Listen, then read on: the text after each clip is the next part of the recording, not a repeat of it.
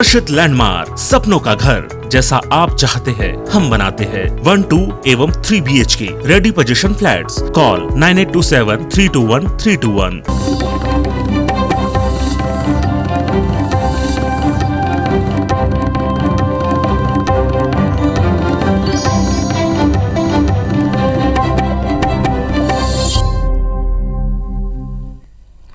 नमस्कार, स्वागत है आप सबका। मैं पुनीत पाठक। मध्य प्रदेश की दिन भर की अब तक की बड़ी खबरें विस्तार से देखते हैं। प्रधानमंत्री नरेंद्र मोदी ने मध्य प्रदेश के हरदा जिले से आज प्रधानमंत्री स्वामित्व योजना का आगाज किया। हरदा में आयोजित कार्यक्रम में वर्चुअली जुड़े प्रधानमंत्री मोदी ने मध्य प्रदेश के 20 जिलों के 3000 गांव के 1,70,000 से ज्यादा लोगों को उनकी प्रॉपर्टी का ई-प्रॉपर्टी कार्ड जारी किया। साथ ही हितग्राहियों से संवाद किया। इस दौरान मुख्यमंत्री शिवराज सिंह चौहान भी मौजूद रहे। सीएम शिवराज सिंह ने स्वामित्व योजना समेत गरीब कल्याण की अन्य योजनाओं के लिए पीएम मोदी को धन्यवाद दिया। सीएम शिवराज सिंह ने पीएम मोदी की जमकर तारीफ की। उन्होंने कहा कि मोदी 13 साल तक गुजरात के सीएम रहे, 7 सालों से प्रधानमंत्री हैं और इस तरह प्रधानमंत्री गुड गवर्नेंस के 20 साल पूरे कर चुके हैं। उनके विकास का मॉडल आज सारी दुनिया में छाया है। प्रधानमंत्री मोदी ने भी मध्य प्रदेश की जमकर प्रशंसा करते हुए कहा कि एमपी गजब तो है, साथ में इसमें गति है, एमपी में विकास की ललक है। मध्य प्रदेश में योजनाओं को जमीन पर उतारने के लिए दिन रात एक करने का जज्बा है। मध्य प्रदेश इसके लिए बधाई का पात्र है। इस कार्यक्रम में वर्चुअली जुड़े केंद्रीय मंत्री प्रहलाद सिंह पटेल ने कहा कि प्रधानमंत्री स्वामित्व योजना गरीबों के लिए वरदान है। इस योजना के तहत ग्रामीणों को उनकी संपत्ति के मालिकाना हक के कागजात मिल जाएंगे और इसी आधार पर बैंक लोन मिलेगा। रोजमर्रा के विवादों से छुटकारा मिलेगा। मैं अपने आप को भाग्यशाली समझता हूं जो हमारे देश के प्रधानमंत्री जी ने मुझसे बात करी। उसका कोई कागज़ नहीं था, ना उसका ऐसा कोई प्रमाण था कि जिससे मैं हक से बोल पाऊँ कि ये मेरा है। हमेशा कब्जे विवाद की स्थिति बनी रहती थी और अब स्वामित्व योजना से मुझे जो अधिकार मिला है। मध्य प्रदेश जिस ढंग से काम करता है उसकी प्रशंसा की और आगे हम और ताकत के साथ काम करेंगे। न केवल केंद्र की योजनाओं को ढंग से लागू करेंगे बल्कि प्रदेश की योजनाएं भी हमने बनाई है, उनको लागू करके प्रधानमंत्री जी ने जो आत्मनिर्भर भारत का मंत्र दिया है उसके लिए आत्मनिर्भर मध्य प्रदेश बनाएंगे। एमपी गजब तो है ही, एमपी में गति भी है और एमपी में विकास की ललक भी है। लोगों के हित में कोई योजना बनते ही कैसे मध्य प्रदेश में इस योजना को जमीन पर उतारने के लिए दिन रात एक कर दिया जाता है, ये जब जब मैं सुनता हूं, जब जब मैं देखता हूं, मुझे बहुत आनंद आता है। देश के लिए और देश के लिए ऐतिहासिक दिन है।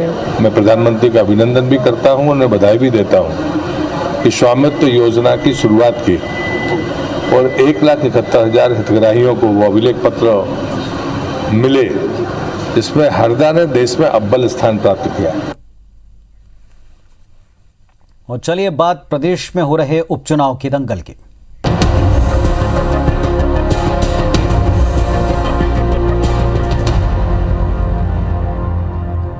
मध्य प्रदेश में होने जा रहे उपचुनाव के लिए भारतीय जनता पार्टी अब तक अपने उम्मीदवार घोषित नहीं कर पाई है, लेकिन नामांकन के बहाने शक्ति प्रदर्शन का प्लान तैयार है। बीजेपी ने तय किया कि खंडवा लोकसभा समेत पृथ्वीपुर, रैगांव और जोबट विधानसभा सीट पर पार्टी प्रत्याशियों के नामांकन दाखिले के दौरान शक्ति प्रदर्शन होगा। प्रत्याशियों का नामांकन बीजेपी के वरिष्ठ नेताओं की मौजूदगी में होगा। सीएम शिवराज सिंह से लेकर प्रदेश बीजेपी अध्यक्ष वीडी शर्मा, संगठन मंत्री सुहास भगत, प्रदेश प्रभारी मुरलीधर राव, केंद्रीय मंत्री, सांसद, विधायक और पार्टी के प्रदेश और राष्ट्रीय पदाधिकारी अपनी मौजूदगी में नामांकन दाखिल करवाएंगे। यहीं से बीजेपी का प्रचार अभियान भी शुरू हो जाएगा। इधर कांग्रेस ने तंज कसते हुए कहा है कि गुटबाजी के चलते बीजेपी अब तक प्रत्याशी घोषित नहीं कर पाई। जनता की शक्ति तो भाजपा के साथ ही है। हमें शक्ति परीक्षण करना या प्रदर्शन करना इसकी जरूरत नहीं है। भारतीय जनता पार्टी के साथ इस मध्य प्रदेश की पूरी जनता है, देश की पूरी जनता है और उपचुनाव में भाजपा प्रचंड बहुमत से जीतेगी, कहीं कोई दिक्कत नहीं है। सुनिश्चित करेंगे कि हम अच्छे मुहूर्त पर नामांकन दाखिल करें और इस कमिटमेंट के साथ चुनाव लड़े कि हम जीतेंगे और जनता की सेवा करेंगे। खुद को विश्व की सबसे बड़ी पार्टी बताने वाली भारतीय जनता पार्टी की इतनी बुरी स्थिति देखने को आ रही है कि 4 उपचुनाव को लेकर अभी तक प्रत्याशी घोषित नहीं कर पा रही। अंतर्कलह जारी है, गुटबाजी जारी है, शक्ति प्रदर्शन जारी है। जोबट विधानसभा उपचुनाव में कांग्रेस की मुश्किलें बढ़ गईं। कांग्रेस ने इस सीट पर महेश पटेल को अपना प्रत्याशी बनाया, जिसके बाद इसी सीट से कांग्रेस के अहम दावेदार रहे दीपक भूरिया ने बगावत कर दी। उन्होंने निर्दलीय चुनाव लड़ने का ऐलान किया। दीपक भूरिया ने अपने समर्थकों के साथ एसडीएम कार्यालय पहुंचकर नामांकन फॉर्म भी खरीदा है। कहा कि दिवंगत विधायक कलावती भूरिया के सम्मान में उन्होंने निर्दलीय चुनाव लड़ने का फैसला किया है। दीपक भूरिया ने यह भी कहा कि कांग्रेस पार्टी से दबाव आता है तो वो पार्टी छोड़ने पर विचार भी कर सकते हैं। दीपक भूरिया दिवंगत विधायक कलावती भूरिया के भतीजे हैं और टिकट के प्रबल दावेदार रहे हैं। कलावती भूरिया का सम्मान और कार्यकर्ताओं का सम्मान की लड़ाई आ गई है। वो सम्मान की लड़ाई आज मैं लड़ने के लिए इंडिपेंडेंट इलेक्शन लड़ रहा हूँ और पूरे दमखम से लड़ूंगा। अगर मुझे ऊपर से प्रेशर आएगा तो मैं मेरी राजनीतिक परिवार को भी त्याग देने के लिए तैयार हूँ, बस मेरे कार्यकर्ता और मेरे कलावती भूरिया के सम्मान में। मध्य प्रदेश में उपचुनाव से पहले कांग्रेस को एक और झटका लगा। खरगोन जिले के भगवानपुरा विधानसभा सीट से कांग्रेस के पूर्व विधायक रहे विजय सिंह सोलंकी बीजेपी में शामिल हो गए। हरदा में सीएम शिवराज सिंह चौहान की मौजूदगी में उन्होंने बीजेपी की सदस्यता ग्रहण की। कृषि मंत्री कमल पटेल और जल संसाधन मंत्री तुलसीराम सिलावट इस मौके पर मौजूद रहे। विजय सिंह सोलंकी के बीजेपी में शामिल होने के बाद सीएम शिवराज सिंह चौहान ने ट्वीट करके उनको बधाई दी। विजय सिंह सोलंकी 2013 में भगवानपुरा सीट से कांग्रेस के विधायक रहे हैं। 2018 में वो निर्दलीय लड़े, लेकिन तब वो हार गए थे।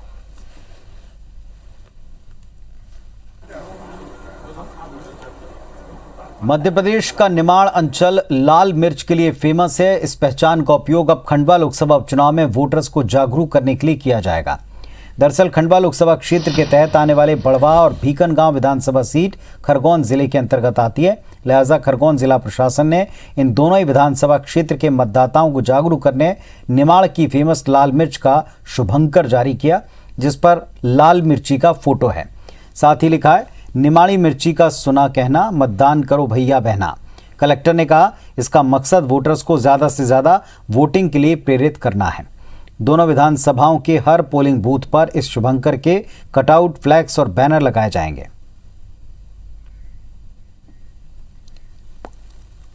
हमारा निमाड़ में जो है पहचान, डिस्ट्रिक्ट का पहचान जो है मिर्ची से होता है। इसीलिए जो है हमने मिर्ची का डिज़ाइन किया हुआ एक मैस्कॉट बनाए हैं चुनाव के लिए। इसका जो प्रचार प्रसार में सभी जो है इसको उपयोग करेंगे।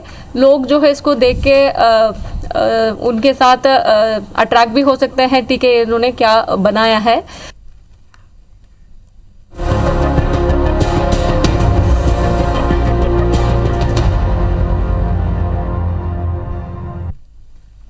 लखनऊ में आयोजित एक्सपो से लौटे मध्य प्रदेश के नगरीय प्रशासन मंत्री भूपेंद्र सिंह ने बताया कि पीएम मोदी ने भोपाल के एबीडी प्रोजेक्ट के 3D मॉडल की सराहना की और पीएम ने मॉडल के बारे में जानकारी भी ली। भोपाल स्मार्ट सिटी ने शहर के टीटी नगर क्षेत्र आधारित एबीडी प्रोजेक्ट का 3D मॉडल प्रदर्शनी में रखा था। भूपेंद्र सिंह से बातचीत की हमारे सहयोगी विवेक ने। हो चुका है। मध्य प्रदेश के स्मार्ट सिटी प्रोजेक्ट की प्रधानमंत्री ने तारीफ की है और हमारे साथ प्रदेश के नगरीय प्रशासन मंत्री भूपेंद्र सिंह जी, उनसे बातचीत करते हैं। सर, तारीफ की मध्य प्रदेश के स्मार्ट सिटी प्रोजेक्ट की, क्या कहना था प्रधानमंत्री जी का, क्योंकि आप उस वक्त वहीं थे? देखिए, माननीय प्रधानमंत्री जी ने पिछले 1 अक्टूबर को दिल्ली में स्वच्छता मिशन 2 और अमृत योजना मिशन 2 की लॉन्चिंग की थी। जो काम इंदौर और भोपाल में हुए हैं उनकी उन्होंने प्रशंसा की है और इसलिए मध्य प्रदेश की जनता की तरफ से उनका हृदय से अभिनंदन करते हैं। और ये सारी सफलता हम लोगों को मिल पाई है हमारे यशस्वी मुख्यमंत्री माननीय शिवराज जी के कुशल नेतृत्व में। ये सफलता मध्य प्रदेश को मिली है, तो मैं माननीय मुख्यमंत्री जी को भी बधाई देता हूँ और हमारे विभाग के सभी शासकीय अधिकारी कर्मचारी सब जिन लोगों ने परिश्रम किया है उनको भी धन्यवाद। तो मध्य प्रदेश के स्मार्ट सिटी प्रोजेक्ट की तारीफ हुई है प्रधानमंत्री ने और कहा है कि आने वाले समय में मध्य प्रदेश में जो प्रधानमंत्री आवास मिशन के तहत जो गरीबों को मकान मिलने हैं उस पर ज्यादा फोकस करें। कैमरा पर्सन प्रिय नागर के साथ विवेक पटिया, IBC24 भोपाल। केंद्रीय मंत्री प्रहलाद पटेल ने लखीमपुर खीरी की घटना पर हो रही राजनीति को लेकर राहुल गांधी और कांग्रेस नेताओं पर निशाना साधा। कहा कि ऐसे अवसरों पर राजनीति करने से बचना चाहिए। इस पर उत्तर प्रदेश सरकार को फैसला करना है और इसीलिए यूपी सरकार सही फैसला करेगी। मध्य प्रदेश में उपचुनाव को लेकर कहा कि बीजेपी किसी भी चुनाव को कम नहीं आंकती। केंद्रीय मंत्री ने 4 सीटों पर बीजेपी की जीत का दावा किया। प्रदेश सरकार को फैसला करना है। मुझे लगता है कि ऐसे अवसरों पर राजनीति करने से बचना चाहिए, तो मुझे लगता है उत्तर प्रदेश सरकार ठीक फैसला करेगी। कि भारतीय जनता पार्टी किसी भी चुनाव को कमतर नहीं आंकती। हमारी कोशिश होगी, इसमें हमारा एक विधायक था, हम तीनों जीते, ये कोशिश हमारी होगी। मुख्यमंत्री शिवराज सिंह चौहान ग्वालियर में दाताबंदी गुरुद्वारा पहुंचे। वहां उन्होंने माथा टेका और कीर्तन सुना। ग्वालियर के इस गुरुद्वारे में 3 दिन तक दाताबंदी छोड़ोत्सव मनाया जा रहा है। सिखों के छठे गुरु हरगोविंद सिंह जी को ग्वालियर में तत्कालीन शासक जहांगीर ने 52 राजाओं के साथ बंदी बना लिया था, लेकिन वो ज्यादा समय तक गुरु हरगोविंद सिंह को बंदी नहीं बना पाए और गुरु के साथ 52 राजाओं को भी रिहा किया। दाताबंदी का ये 400वां साल है। इस भव्य कार्यक्रम में देश विदेश के लाखों श्रद्धालु माथा टेकने पहुंचे, जिसमें मुख्यमंत्री शिवराज सिंह चौहान भी शामिल हैं। इसके पहले केंद्रीय मंत्री ज्योतिरादित्य सिंधिया भी दाताबंदी गुरुद्वारे पहुंचे थे।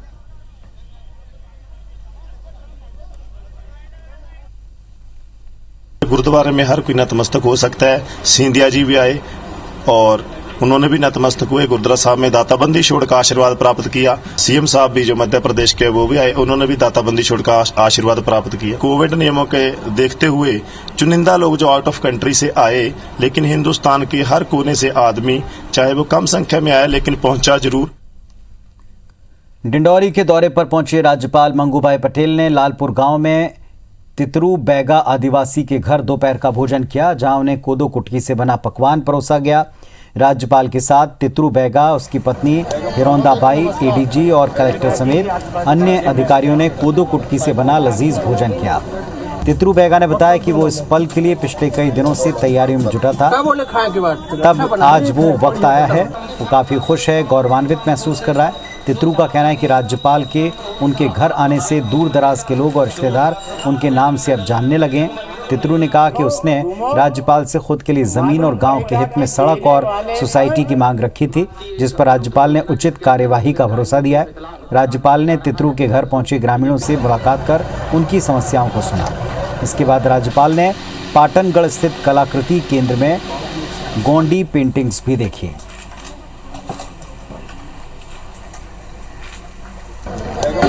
कोदो कोदो के भात और कुटी के खीर और चरोटा चेज के भाजी और एक दूध रोटी तो घर में लगी सब खुश है। गरीब के घर में पहुंच गए। हाँ। स्पेशल टास्क फोर्स ने भोपाल के अशोका गार्डन में संचालित एक फर्जी कॉल सेंटर का खुलासा किया और गिरोह के एक मास्टरमाइंड को गिरफ्तार किया। कॉल सेंटर में लोगों को शेयर मार्केट में निवेश करने के बदले कमीशन देने का लालच देकर उनसे ठगी की जाती थी। पिछले 1 साल में 80 लोगों से लगभग 70 लाख रुपए की ठगी को अंजाम दिया जा चुका था। मध्य प्रदेश STF को 7 शिकायतें मिलने के बाद पुलिस ने कार्रवाई की और मुख्य आरोपी को गिरफ्तार किया। STF ने फर्जी कॉल सेंटर से कंपनी का बैनर, सील, टेलीकॉलिंग का सामान, 17 मोबाइल और 2 लैपटॉप जब्त किए। STF ने आरोपी को 3 दिन की पुलिस रिमांड पर लिया है।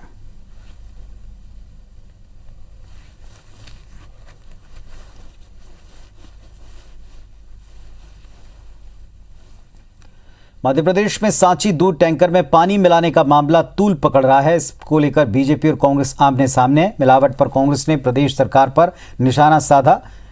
कांग्रेस प्रवक्ता भूपेंद्र गुप्ता ने कहा कि जनता की सेहत के साथ खिलवाड़ हो रहा है। बीजेपी सरकार आंख बंद किए बैठे, तो वहीं बीजेपी प्रवक्ता पंकज चतुर्वेदी का कहना है कि सरकार माफिया के खिलाफ एक्शन में है और इस मामले पर भी दोषियों पर सख्त कार्रवाई होगी। कुछ ही दिन पहले सांची प्लांट में दूध सप्लाई करने वाले टैंकर में पानी मिलाने का मामला सामने आया और इसको लेकर लोकायुक्त ने भ्रष्टाचार निवारण अधिनियम के तहत मामला भी दर्ज किया है।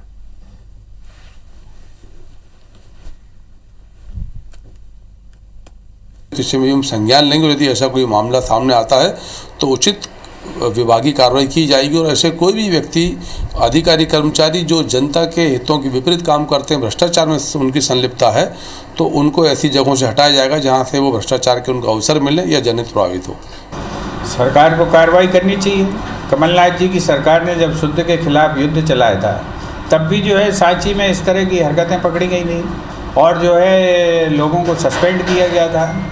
और उसके बाद अब ये नया माफिया पैदा हो गया जब ड्राइवर से तनख्वाह से 2 गुनी घूस ली जा रही है, तो स्पष्ट है कि उसमें मिलावट हो रही है और उसमें जो है टैंकर्स में जो है यूरिया और पानी मिलाए जा रहे हैं। इंदौर में टेलरिंग का काम करने वाले राहुल ने सूदखोरों से परेशान होकर अपनी जान दे दी। आरोप है कि उसने भारती गंजर से 50,000 रुपए लिए थे, जिस पर 10,000 रुपए ब्याज हर महीने देना होता था। कुछ समय से ब्याज न दे पाने की वजह से उसे धमकी भी मिल रही थी। इन्हीं धमकियों से तंग आकर युवक ने जहर खा लिया, जिससे उसकी मौत हो गई। बताया जा रहा है कि मंगलवार रात महिला ने ब्याज को लेकर राहुल से विवाद किया, जिसके बाद युवक ने आत्महत्या कर ली। फिलहाल पुलिस परिजन के बयान के आधार पर जांच कर रही है।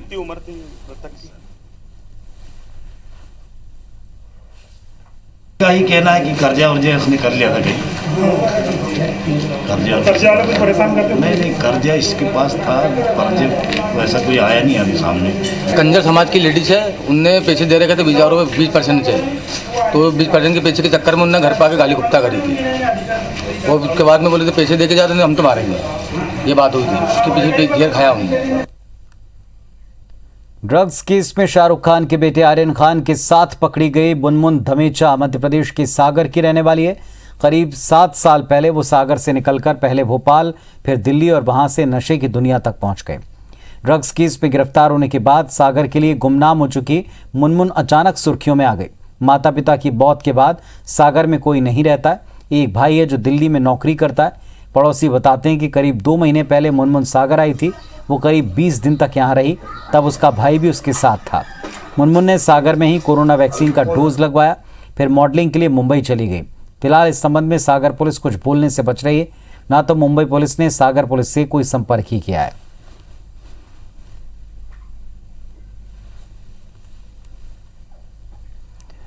इंदौर में अब की बार कोरोना के साए में ही नवरात्रि मनेगी। कोलकाता से आए मूर्तिकारों ने बेहद खूबसूरत और अनोखी मूर्तियां तैयार की। शहर के पंडालों में मां दुर्गा विभिन्न स्वरूपों में विराज रही। कोरोना को देखते हुए पंडाल में मां के दर्शन पाने के लिए भक्तों को कई तरह की गाइडलाइन का पालन करना पड़ेगा। IBS24 संवाददाता ने ऐसे ही एक पंडाल का जायजा लिया है।